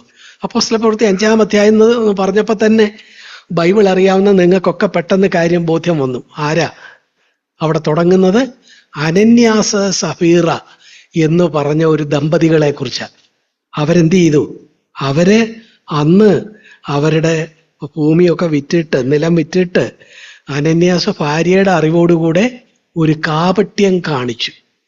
കുറച്ച് തുക എടുത്ത് മാറ്റി വെച്ചിട്ട് മറ്റേത് കൊണ്ടുവന്ന് പൗലോസിന്റെ കൈ കൊടുത്തു. അന്നേരം പൗലോസ് പൗലോസ് അല്ല, പത്രോസാണ്. നമ്മൾ പൗലോസിനെ കുറിച്ച് പറഞ്ഞു വന്നിട്ട് പിന്നെയും പറഞ്ഞപ്പോ പൗലോസ് എന്ന് പറഞ്ഞെന്ന് തോന്നുന്നു. പത്രോസാണ്, നിങ്ങൾക്കറിയാം. അപ്പോസ്തലപ്രവൃത്തി 5-ാം അധ്യായത്തില് പത്രോസ് എന്ത് ചെയ്യുന്നു? പത്രോസിന്റെ കാൽക്കൽ കൊണ്ടുവന്ന് വെച്ചപ്പോ പത്രോസ് ചോദിക്കുന്ന ചോദ്യം കണ്ടോ? 5-ന്റെ 3-ാമത്തെ വാക്യം, അനന്യാസേ, പരിശുദ്ധാത്മാവിനോട് വ്യാജം കാണിപ്പാനും നിലത്തിന്റെ വിലയിൽ കുറെ എടുത്തു വയ്പാനും സാത്താൻ നിന്റെ ഹൃദയം കൈവശമാക്കിയത് എന്ത് എന്ന് ചോദിക്കുന്നു. അപ്പോ എന്താ പരിശുദ്ധാത്മാവിനെ അവിടെ പരിശുദ്ധാത്മാവിനോട് കാണിച്ച വ്യാജം എന്താ? കാപട്യമാണ്. താന് പത്രോസിനോട് വന്ന് പറയാ, പത്രോസെ, ഞാൻ ഇത്രയും വിറ്റു, പക്ഷെ ഞാൻ കുറച്ച് അത്യാവശ്യ കാര്യത്തിന് എടുത്തു വെച്ചിട്ടുണ്ട് എന്ന് സത്യസന്ധതയോടെ പറയാമായിരുന്നല്ലോ. പക്ഷെ അങ്ങനെ പറഞ്ഞാൽ താൻ ആ നിലയില് ഒരു യഥാർത്ഥ ശിഷ്യനായിട്ട് തന്നെ കണക്കെടുക്കാതെ പോയേക്കും. പത്രോസൊക്കെ തന്നെ ഒരു കുറഞ്ഞ പുള്ളിയായിട്ട് കണ്ടേക്കും എന്ന് വിചാരിച്ച് പത്രോസിന്റെ ഒക്കെ മുമ്പാകെ, സഭയുടെ മുമ്പാകെ മാനം കിട്ടാൻ വേണ്ടി എന്ത് ചെയ്തു? അനന്യാസ് ഒരു അഭിനയം നടത്തി, കാപട്യം. അപ്പോ ഇവിടെ നോക്കുക, ഈ കാപട്യം, നാട്യം, ഇതൊക്കെ പരിശുദ്ധാത്മാവിനെതിരെയുള്ള വ്യാജമായിട്ടാണ് ആര് പറയുന്നത്? പത്രോസ് പറയുന്നത്. നമ്മുടെ ഉള്ളിൽ തന്നിട്ടുള്ള പരിശുദ്ധാത്മാവിനോട് നമ്മൾ കാപട്യം കാണിച്ചാൽ, വ്യാജം കാണിച്ചാൽ പരിശുദ്ധാത്മാവിന് എന്ത് പറ്റും? തീർച്ചയായിട്ടും പരിശുദ്ധാത്മാവ് ദുഃഖിക്കും. ഈ അനന്യാസിനെ കുറിച്ച് പരിശുദ്ധാത്മാവ് ദുഃഖിച്ചു കാണും. ഇവൻ എന്തൊരു സാധ്യതയുള്ളവനായിരുന്നു, സ്തേഫാനോസിനെയൊക്കെ പോലെ നല്ല നിലയിൽ വരാവുന്ന ആളായിരുന്നു. പക്ഷേ ഇവൻ കാപട്യം കാണിക്കുന്നു, അഭിനയിക്കുന്നു. തനിക്കൊരു പേര് വേണമെന്ന് വിചാരിച്ച് സമൂഹത്തില് അപ്പോസ്തലന്മാരുടെ മുമ്പാകെയും സഭയുടെ മുമ്പാകെയും താനൊരു നല്ല ശിഷ്യനാണ് എന്നൊരു പേര് കിട്ടാൻ വേണ്ടി കാപട്യം കാണിക്കുന്നു. ആ കാപട്യം കാണിച്ചപ്പോൾ ആ കാപട്യം പരിശുദ്ധാത്മാവിനെതിരെ കാണിച്ച വ്യാജമാണ് എന്നാണ് അവിടെ പത്രോസ് പറയുന്നത്. പത്രോസ് അവിടെ അത് വെറുതെ പറയുന്നതല്ല. കണ്ടോ, അതിന്റെ 9-ാം വാക്യം, ഈ അനന്യാസ് പോയി കഴിഞ്ഞപ്പോൾ കുറച്ച് കഴിഞ്ഞപ്പം സഫീറ വന്നു, അവളോടും ചോദിച്ചു, ഇത്രയ്ക്കാണോ നിലം പറ്റത്? അവളും എന്ത് ചെയ്തു? ചക്കിക്ക് ഒത്ത ചങ്കരൻ എന്ന് പറയുന്ന പോലെ ഇവിടെ ചങ്കരനൊത്ത ചക്കിയാണ്. എന്താ, അവള് അനന്യാസിന്റെ കൊള്ളാവുന്ന ഭാര്യയായിട്ടിരുന്നുകൊണ്ട് അവളും ഒരു അഭിനയം നടത്തുക. അവളെന്താ പറയുന്നത്? അതെ, ഇത്രയ്ക്ക് തന്നെ എന്ന് അവൾ വളരെ കൃത്യതയോടെ പറയുന്നു. അവളുടെ അഭിനയം, കാപട്യം കണ്ടോ. അതിനോട് പത്രോസ് ചോദിക്കുന്ന കണ്ടോ, 9-ാമത്തെ വാക്യം, അപ്പോസ്തലപ്രവൃത്തി 5-ന്റെ 9-ാമത്തെ വാക്യം, കർത്താവിന്റെ ആത്മാവിനെ പരീക്ഷിപ്പാൻ നിങ്ങൾ തമ്മിൽ ഒത്തത് എന്ത് എന്ന് ചോദിക്കുന്നു. അവിടെയും പരിശുദ്ധാത്മാവിനെ പരീക്ഷിച്ചു. നേരത്തെ അനന്യാസിനോട് പറഞ്ഞു പരിശുദ്ധാത്മാവിനോട് വ്യാജം കാണിച്ചു. ഇവിടെ സഫീറയോട് പറഞ്ഞു പരിശുദ്ധാത്മാവിനെ, അതിന്റെ 9-ാമത്തെ വാക്യം, പരിശുദ്ധാത്മാവിനെ പരീക്ഷിച്ചു. തീർച്ചയായിട്ടും തന്നോട് വ്യാജം കാണിച്ചാൽ, തന്നെ പരീക്ഷിച്ചാൽ അവരിലുള്ള പരിശുദ്ധാത്മാവ് എന്ത് ചെയ്യും? ദുഃഖിക്കും. നമുക്ക് അനന്യാസിന്റെയും സഫീറയുടെയും ആ സങ്കടകരമായ കഥ നമുക്കറിയാം. അവരെങ്ങനെ അവസാനിച്ചു എന്നുള്ളത് നമുക്കറിയാം. പ്രിയപ്പെട്ടവരെ, പരിശുദ്ധാത്മാവിനെ ദുഃഖിപ്പിക്കുന്ന 3-ാമത്തെ കാര്യത്തെക്കുറിച്ചാണ് നമ്മൾ പറഞ്ഞത്. എന്താ അത്? കാപട്യം കാണിച്ചാല് പരിശുദ്ധാത്മാവ് ദുഃഖിക്കും. നമ്മൾ മത്തായി എഴുതിയ സുവിശേഷം 15-ാം അധ്യായത്തിലെ കർത്താവ് ഈ കാപട്യത്തിനെതിരെ മുന്നറിയിപ്പ് നൽകുന്നുണ്ട്. 15-ാം അധ്യായം അതിന്റെ 8-ാമത്തെ വാക്യം നോക്കുക. അവിടെ കർത്താവ് തന്നെ പറയുന്നു, ഈ ജനം അധരം കൊണ്ട് എന്നെ ബഹുമാനിക്കുന്നു, എങ്കിലും അവരുടെ ഹൃദയം എന്നെ വിട്ട് അകന്നിരിക്കുന്നു. അവരെ എന്താ വിളിക്കുന്നത്? 7-ാമത്തെ വാക്യം, കപടഭക്തിക്കാരെ. കണ്ടോ, കപടഭക്തി, അതിനെതിരെ കർത്താവ് തന്നെ മുന്നറിയിപ്പ് തന്നിട്ടുണ്ട്.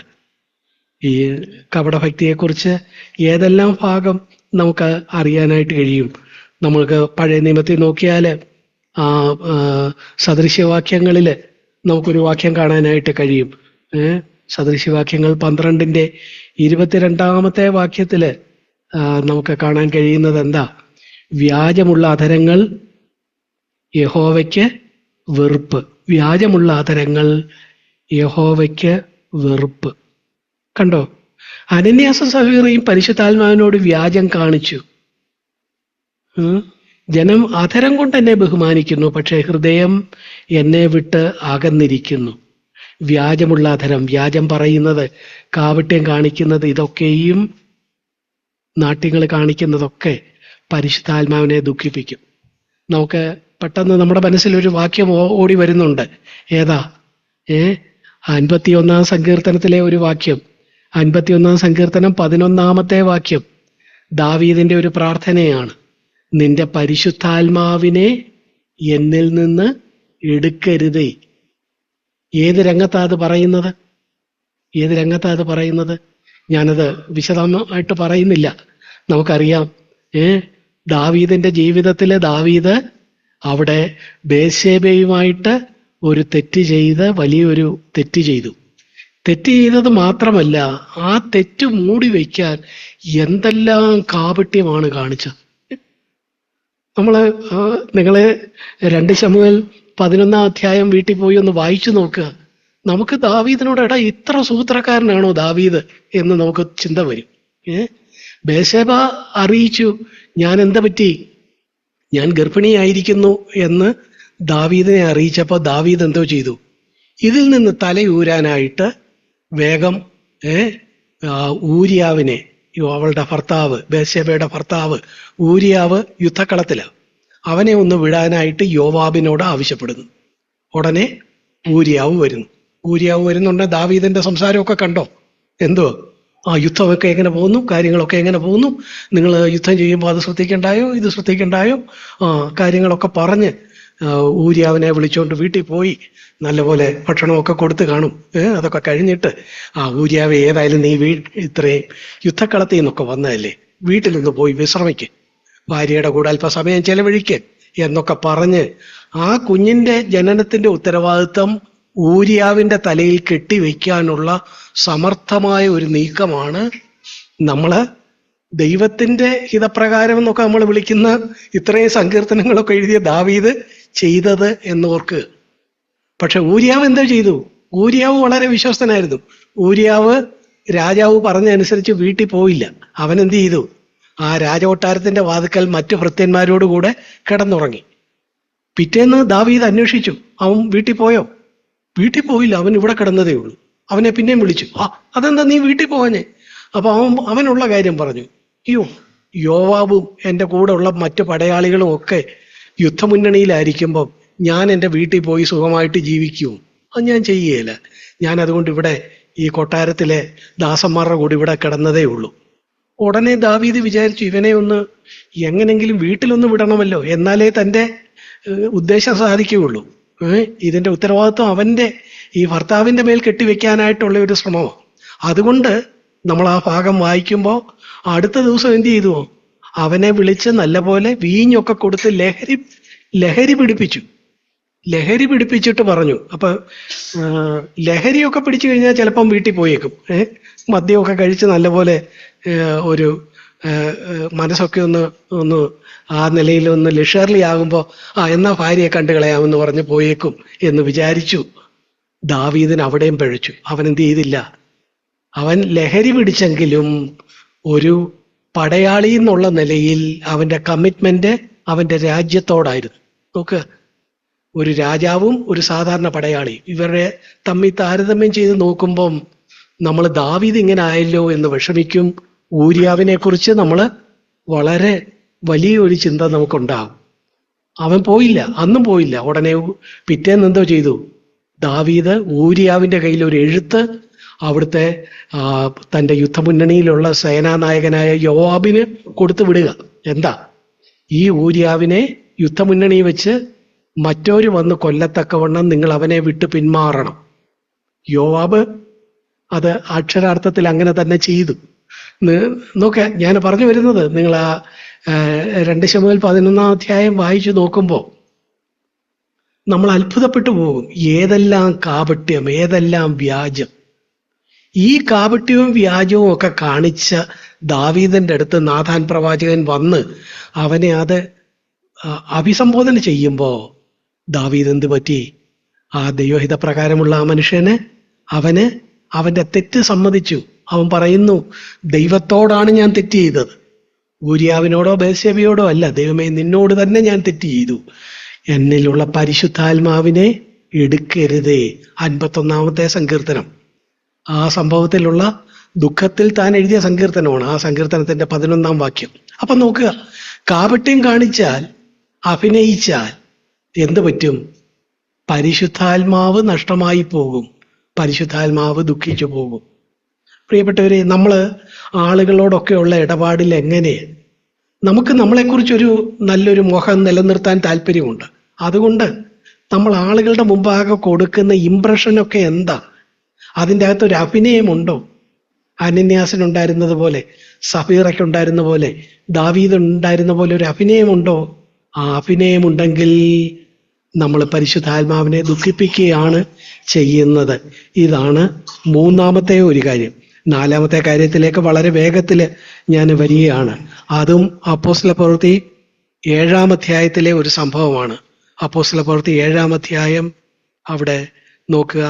ആ അപ്പോസ്തല പ്രവൃത്തി 7-ാം അധ്യായം എന്ന് പറയുന്നത് എന്താ? സ്തേഫാനോസിന്റെ പ്രസംഗമാണ്. ആ സ്തേഫാനോസിന്റെ പ്രസംഗത്തിൽ സ്തേഫാനോസ് അന്ന് ഉള്ള ആളുകളെ കുറിച്ച് പറയുന്ന ഒരു പ്രയോഗം, 7-ാം അധ്യായം അതിൻ്റെ 51-ാമത്തെ വാക്യം, ശാഠ്യക്കാരും ഹൃദയത്തിനും ചെവിക്കും പരിച്ഛേദനയില്ലാത്തവരുമായുള്ളവരെ, നിങ്ങളുടെ പിതാക്കന്മാരെ പോലെ തന്നെ നിങ്ങളും എല്ലായ്പ്പോഴും പരിശുദ്ധാത്മാവിനോട് മറുത്തു നിൽക്കുന്നു. അപ്പോ പരിശുദ്ധാത്മാവിനോട് മറുത്തു നിൽക്കാൻ എങ്ങനെ കഴിയും? ശാഠ്യക്കാരും ഹൃദയത്തിനും ചെവിക്കും പരിച്ഛേദനയില്ലാത്തവരുമായാൽ എന്തു പറ്റും? പരിശുദ്ധാത്മാവിനോട് എതിർത്ത് നിൽക്കും, മറുത്തു നിൽക്കും, പരിശുദ്ധാത്മാവിനെ ദുഃഖിപ്പിക്കും. ചെവിക്ക് പരിച്ഛേദന എന്ന് വെച്ചാൽ എന്താ? പരിശുദ്ധാത്മാവ് ചില കാര്യങ്ങൾ നമ്മളോട് പറയും, മോനെ നീ അത് ചെയ്യ്, അല്ലെങ്കിൽ ഇത് ചെയ്യരുത് എന്ന് പറയും. അപ്പോ ആ പരിശുദ്ധാത്മാവിന്റെ വാക്കുകൾ കേൾക്കത്തക്കവണ്ണം നമ്മുടെ ചെവിക്ക് പരിച്ഛേദന ഉണ്ടായിരിക്കണം. അല്ലെങ്കിൽ പരിശുദ്ധാത്മാവ് പറഞ്ഞ വാക്കുകൾ നമ്മൾ അവഗണിക്കരുത്. പരിശുദ്ധാത്മാവിന്റെ മന്ത്രണങ്ങൾ നമ്മൾ അനുസരിക്കണം. അങ്ങനെ അനുസരിക്കാത്തവരെ പരിശുദ്ധാത്മാവിനോട് മറുത്തു നിൽക്കുകയാണ് എന്നാണ് ഇവിടെ സ്തേഫാനോസ് പ്രസംഗിക്കുമ്പോൾ താനെ പറയുന്നത്. നമ്മുടെ ജീവിതത്തിൽ എങ്ങനെയുണ്ട്? നമ്മൾ ദൈവവചനം രാവിലെ വായിക്കുമ്പോൾ ആ വചനത്തിൽ നിന്ന് പരിശുദ്ധാത്മാവ് നമ്മളോടൊരു കാര്യം പറയുന്നു. നീ വേഗം ചെന്ന് നിന്റെ ഭാര്യയോട് ക്ഷമ ചോദിക്കണം, അല്ലെങ്കിൽ ഭർത്താവിനോട് ക്ഷമ ചോദിക്കണം, അല്ലെങ്കിൽ അയൽക്കാരനോട് ഇന്ന കാര്യത്തിൽ നിരപ്പ് വരുത്തണം, അല്ലെങ്കിൽ ഇന്ന കാര്യം ക്രമീകരിക്കണം എന്ന് പരിശുദ്ധാത്മാവ് നമ്മളോട് പറയുമ്പോൾ നമ്മൾ അത് അനുസരിക്കാതിരുന്നാൽ, അതിനോട് മറുത്തു നിന്നാൽ നമ്മളെന്താ? പരിശുദ്ധാത്മാവിനെ ദുഃഖിപ്പിക്കുന്നവരാണ്, പരിശുദ്ധാത്മാവിനോട് മറുത്തു നിൽക്കുന്നവരാണ്. അവന്റെ അനുസരണത്തിന് വേണ്ടിയുള്ള കൊച്ചു മന്ത്രണങ്ങളെ നമ്മൾ അവഗണിക്കുന്നവരാണ്. അങ്ങനെ അവഗണിച്ചാൽ പരിശുദ്ധാത്മാവിന് അത് ദുഃഖമായിരിക്കും. നമ്മൾ എബ്രായർക്ക് എഴുതിയ ലേഖനം 3-ാം അധ്യായം അതിന്റെ 15-ാമത്തെ വാക്യം നോക്കുക. എബ്രായർ 3:15. അവിടെ നമ്മൾ കാണുന്നു, ഇന്ന് നിങ്ങൾ അവന്റെ ശബ്ദം കേൾക്കുന്നുവെങ്കിൽ ഹൃദയം കഠിനമാക്കരുത്. ഹൃദയം കഠിനമാക്കാതിരുന്നാൽ എന്താ വെച്ചിട്ട് പറ്റും? ഹൃദയം കഠിനമാക്കാതെ ആ ശബ്ദം കേട്ട് അതനുസരിക്കണം. അനുസരിക്കുമ്പം പിന്നെയും പരിശുദ്ധാത്മാവ് നമ്മളോട് തുടർന്നും നമ്മളോടൊരു സുതാര്യമായ ബന്ധം ഉണ്ടാകും. പിന്നെയും പലതും പറയും. അതേസമയം നമ്മൾ കേൾക്കാതിരുന്നാലോ, അവഗണിച്ചാലോ പരിശുദ്ധാത്മാവ് നമ്മളോട് സംസാരിക്കുന്നത് നിർത്തിപ്പോകും. പരിശുദ്ധാത്മാവ് ദുഃഖിക്കും. അപ്പൊ പരിശുദ്ധാത്മാവിനെ ദുഃഖിപ്പിക്കാതിരിക്കാൻ നമ്മൾ എന്ത് വേണം? പരിശുദ്ധാത്മാവിന്റെ സ്വരത്തിന് കാതോർക്കണം. നമ്മളിവിടെ അപ്പോസ്തല പ്രവൃത്തി ഇതില് 7-ാം അധ്യായത്തില് സ്തേഫാനോസിന്റെ പ്രസംഗത്തിൽ നിന്നാണല്ലോ നമ്മൾ ഈ വാക്യം വായിച്ചത്. അതിന്റെ 51-ാം വാക്യം, 7:51 ഹൃദയത്തിന് ചെവിക്കും പരിച്ഛേദനയില്ലാത്തവരെ എന്ന് വായിച്ചത്. അതിന്റെ തൊട്ടടുത്ത അധ്യായത്തിൽ മറ്റൊരാള് പരിശുദ്ധാത്മാവിനോട് സ്പർശ്യതയുള്ളവനായിട്ട് ഇരിക്കുന്നത് നമുക്ക് കാണാൻ കഴിയും. ആരാ അത്? അത് നമ്മള് അതിന്റെ 26 മുതൽ 8-ാം അധ്യായം, അപ്പോസ്തല പ്രവൃത്തി 8-ാം അധ്യായം 26 മുതലുള്ള വാക്യങ്ങളിൽ ഫിലിപ്പോസിനോട് പരിശുദ്ധാത്മാവ് പറഞ്ഞു. എന്തോ പറഞ്ഞു? നീ പോകാനായിട്ട് പറഞ്ഞു. അവൻ പോയപ്പം ഒരു തേര് വരുന്നു. തേര് വന്നപ്പം എന്തോ തേരിലിരിക്കുന്നതാരാ? എത്യോപ്യക്കാരൻ ഷണ്ണനാണ്. അപ്പോ അവനൊരു പുസ്തകച്ചുരുള് വായിക്കുകയാണ്. പഴയ നിയമത്തിൽ യെശയ്യാവിന്റെ പുസ്തകത്തിൽ നിന്നുള്ള ഒരു ഭാഗം വായിക്കുമ്പോൾ ഫിലിപ്പോസ് അവനോടൊപ്പം ആ തേരിനോട് ചേർന്ന് നടക്കുന്നു. തേരിനോട് ചേർന്ന് നടക്കാൻ അവിടെ ആരാ പറയുന്നത്? നോക്കുക, നമ്മൾ അതിന്റെ 29-ാം വാക്യം നോക്കുക. ആത്മാവ് ഫിലിപ്പോസിനോട് നീ അടുത്ത് ചെന്ന് തേരിനോട് ചേർന്ന് നടക്ക എന്ന് പറഞ്ഞു. ആത്മാവിന്റെ ആ വാക്കുകളെ ഫിലിപ്പോസ് അനുസരിച്ച് ആത്മാവ് പറഞ്ഞതുപോലെ തേരിനോട് ചേർന്ന് നടന്നു. ഉടനെ ഷണ്ണൻ ഫിലിപ്പോസിനെ കണ്ടു. ഫിലിപ്പോസ് തന്നോടുകൂടെ കയറി വന്നിരുന്ന് ഈ വായിച്ച ഭാഗത്തിന്റെ അർത്ഥം പറയണമെന്ന് പറഞ്ഞു. അതിനെ തുടർന്ന് ഫിലിപ്പോസ് രഥത്തിൽ കയറി ഷണ്ണനോട് സുവിശേഷം അറിയിച്ചു. അവൻ രക്ഷിക്കപ്പെട്ടു. വെള്ളമുള്ള ഒരു സ്ഥലത്തെത്തിയപ്പോൾ അവനെ സ്നാനപ്പെടുത്തി. എത്യോപ്യയില് സുവിശേഷം വന്ന ഒരു വിധമാണ് നമ്മൾ കാണുന്നത്. ഇതിന് കാരണം എന്താ? ഫിലിപ്പോസ് ആത്മാവിന്റെ ഒരു മന്ത്രണത്തിന് ചെവി കൊടുത്തു. 29-ാം വാക്യം 8:29. ആത്മാവ് ഫിലിപ്പോസിനോട് നീ അടുത്ത് ചെന്ന് തേരിനോട് ചേർന്ന് നടക്ക എന്ന് പറഞ്ഞപ്പോ ഫിലിപ്പോസ് അത് അനുസരിച്ചതിന്റെ ഫലമായിട്ട് കണ്ടോ എത്ര അനുഗ്രഹിക്കപ്പെട്ട ഒരു കാര്യം നടക്കുന്നു എന്നുള്ളത് നമ്മൾ നോക്കുക. ഇത് നമ്മുടെ ജീവിതത്തിലും നമ്മൾ ഫിലിപ്പോസിനെ പോലെ ആയിരിക്കണം. അല്ലാതെ സ്തേഫാനോസ് പറഞ്ഞ അന്നത്തെ കാലത്തെ പരീശന്മാരെ പോലെ ആകരുത്. ഹൃദയത്തിന് പരിച്ഛേദനയുള്ളവരായിട്ട് നമ്മൾ ആ ശബ്ദത്തെ അനുസരിക്കണം. ശബ്ദത്തെ അനുസരിക്കുമ്പോൾ പരിശുദ്ധാത്മാവിന് സന്തോഷം വരും. ഞാൻ ഒരു കാര്യം കൂടെ പറഞ്ഞ് ഞാൻ എൻ്റെ വാക്കുകളെ അവസാനിപ്പിക്കാം. പരിശുദ്ധാത്മാവിനെ ദുഃഖിപ്പിക്കുന്ന, വിഷമിപ്പിക്കുന്ന 4 കാര്യങ്ങൾ നമ്മൾ പറഞ്ഞു. ഒന്ന്, ക്ഷമിക്കാത്ത ഒരു മനോഭാവം, കയ്പ്. എഫേസ്യ ലേഖനത്തിൽ നിന്ന് നമ്മളത് പറഞ്ഞു. ലോകസ്നേഹം 2-ാമത്തെ കാര്യം. 3-ാമത് നമ്മൾ അനന്യാസ്, സഫീറ, ദാവീദ് ഇവരുടെയൊക്കെ കാര്യവുമായിട്ട് ബന്ധപ്പെട്ട് കാപട്യം, നാട്യം, അഭിനയം ഇതിനെക്കുറിച്ച് പറഞ്ഞു. 4-ാമതായിട്ട് നമ്മൾ പറഞ്ഞു പരിശുദ്ധാത്മാവിന്റെ സ്വരം കേൾക്കാതിരിക്കുക, അത് പരിശുദ്ധാത്മാവിനെ ദുഃഖിപ്പിക്കുമെന്ന് പറഞ്ഞു. 5-ാമതായിട്ട് പരിശുദ്ധാത്മാവിനെ ദുഃഖിപ്പിക്കുന്ന ഒരു കാര്യം യെശയ്യാവിന്റെ പുസ്തകം 59-ാം അധ്യായം അതിന്റെ 2-ാമത്തെ വാക്യത്തിൽ നമുക്ക് കാണാൻ കഴിയും. 59-ന്റെ 2-ാമത്തെ വാക്യം. അവിടെ എന്താ നമ്മൾ കാണുന്നത്? അവിടെ നിങ്ങളുടെ അകൃത്യങ്ങൾ അത്രേ നിങ്ങളെയും നിങ്ങളുടെ ദൈവത്തെയും തമ്മിൽ ഭിന്നിപ്പിച്ചിരിക്കുന്നു. നിങ്ങളുടെ പാപങ്ങൾ അത്രേ അവൻ കേൾക്കാതെ വണ്ണം അവന്റെ മുഖത്തെ നിങ്ങൾക്ക് മറയ്ക്കുമാറാക്കിയത്. കണ്ടോ, നമ്മള് ഏറ്റുപറഞ്ഞ് ഉപേക്ഷിക്കാത്ത പാപം എന്താ? പരിശുദ്ധാത്മാവിനെ ദുഃഖിപ്പിക്കും. ഇത് പരിശുദ്ധാത്മാവിനെ ദുഃഖിപ്പിക്കുമെന്ന് എവിടെ കാണുന്നു? നമ്മള് യോഹന്നാന്റെ സുവിശേഷം 16-ാം അധ്യായം 8-ാമത്തെ വാക്യത്തോട് ചേർത്ത് ചിന്തിക്കുമ്പോൾ ആണ് നമ്മൾ ആ കാര്യം മനസ്സിലാക്കുന്നത്. കർത്താവ് അവിടെ യോഹന്നാന്റെ സുവിശേഷം 16:8 പരിശുദ്ധാത്മാവ് എന്ന കാര്യസ്ഥൻ ചെയ്യുന്ന കാര്യത്തെക്കുറിച്ച് പറയുക. കാര്യസ്ഥൻ വരുമ്പം പാപത്തെക്കുറിച്ചും നീതിയെക്കുറിച്ചും ന്യായവിധിയെക്കുറിച്ചും പരിശുദ്ധാത്മാവ് ബോധ്യം വരുത്തും. ഇവിടെ യെശയ്യാവ് 59:2 എന്താ? പാപത്തെക്കുറിച്ച് ബോധ്യമില്ല എന്ന് വെച്ചാൽ തീർച്ചയായിട്ടും പാപം ഉണ്ടാകുമ്പോൾ, നമ്മുടെ ജീവിതത്തിൽ പാപം ഉണ്ടാകുമ്പോൾ, അകൃത്യം ഉണ്ടാകുമ്പം പരിശുദ്ധാത്മാവ് നമുക്ക് ബോധ്യം തരും. യോഹന്നാൻ 16:8 നമുക്ക് ബോധ്യം തരും, ബോധം വരുത്തും. പക്ഷെ ആ ബോധം വരുത്തിയപ്പം ആ ബോധത്തിനനുസരിച്ച് നമ്മുടെ പാപങ്ങൾ ഏറ്റുപറയാതെ, അകൃത്യങ്ങൾ ക്രമീകരിക്കാതെ ഇരുന്നപ്പോ ദൈവവുമായിട്ട് അകന്നുപോയി. അത് അങ്ങനെയുള്ള അകൽച്ച തീർച്ചയായിട്ടും പരിശുദ്ധാത്മാവിന് ദുഃഖകരമാണ്. ഈ കാര്യമാണ് ഞാൻ പറയാൻ ആഗ്രഹിച്ചത്. പ്രിയപ്പെട്ടവരെ, അപ്പൊ നമുക്ക് നമ്മുടെ ദൈവസന്നിധിയിൽ നമ്മൾ ഇന്ന് പരിശുദ്ധാത്മാവിനെ ദുഃഖിപ്പിക്കരുത് എന്ന് നമ്മൾ പറയുമ്പോൾ ദുഃഖിപ്പിക്കുന്ന 5 കാര്യങ്ങളാണ് വേഗത്തിൽ നമ്മൾ പറഞ്ഞത്. എന്തൊക്കെയാ അത്? നമ്മുടെ ക്ഷമിക്കാത്ത മനോഭാവം, കയ്പ്, മറ്റുള്ളവരോടുള്ള നമ്മുടെ ബന്ധം എങ്ങനെയുണ്ട്? നമ്മൾ കയ്പും പകയും വിട്ടുകളയുന്നുണ്ടോ? അങ്ങനെ പരിശുദ്ധാത്മാവിനെ സന്തോഷിപ്പിക്കുന്നുണ്ടോ? അതോ അതേനെ താലോലിച്ച് പരിശുദ്ധാത്മാവിനെ ദുഃഖിപ്പിക്കുകയാണോ? പരിശുദ്ധാത്മാവിനെ ദുഃഖിപ്പിച്ച് അവസാനം പരിശുദ്ധാത്മാവിനെ കെടുത്തിക്കളയരുത്. അങ്ങനെയാണ് നമ്മൾ 1 തെസ്സലോനിക്കർ 5:19 കാണുന്നത്. പരിശുദ്ധാത്മാവിന്റെ അഗ്നി കെടുത്തിക്കളയരുത്. ദുഃഖിപ്പിച്ച് ആ നിലയിലായി തീരരുത്. അതുകൊണ്ട് കയ്പ്, പക ഇതൊന്നും മനുഷ്യര് കാണുന്നതല്ല, നമ്മുടെ ഹൃദയത്തിലുള്ളതാണ്. അത് ക്രമീകരിക്കുക. രണ്ടാമത് നമ്മൾ പറഞ്ഞത് ലോകത്തോടുള്ള ബന്ധം, ലോകസ്നേഹം.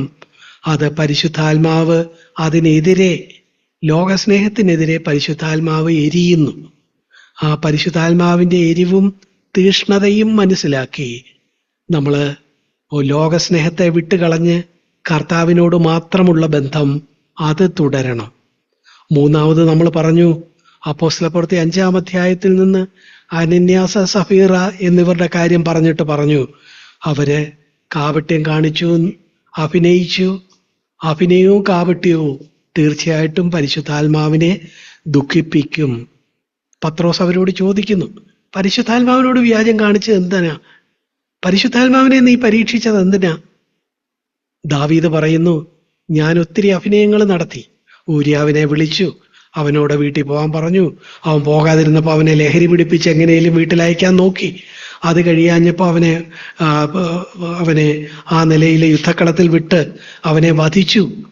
എന്നിട്ട് അവന്റെ ഭാര്യ ആ നിലയില് അപ്പം അന്നത്തെ കാലഘട്ടത്തില് ആ രാജാവിന്റെ കൊട്ടാരത്തിൽ ഉണ്ടായിരുന്ന വലിയ രാജാവിനെ ആ നിലയില് സ്തുതിച്ചു പാടുന്ന വലിയ കവികളുമൊക്കെ എന്ത് കരുതി കാണും?